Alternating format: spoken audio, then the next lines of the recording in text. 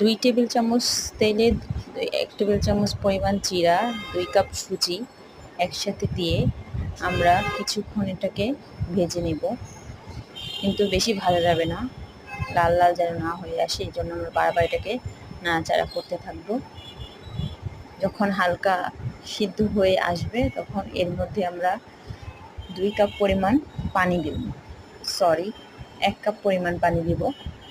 1 cup পরিমাণ পানি দিয়ে এটা আমরা ভালো করে রান্না করে নেব।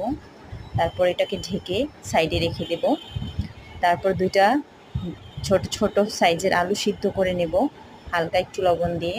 তারপর এটাকে মেখে সুন্দর মতো যে সুজিটা আমরা রেখেছিলাম ওইটার সাথে মিক্স করে বিভিন্ন শেপের বানিয়ে দেন আমরা এটাকে ডুবো তেলে গোল্ডেন কালার আসা পর্যন্ত আমরা এটাকে ফ্রাই করব।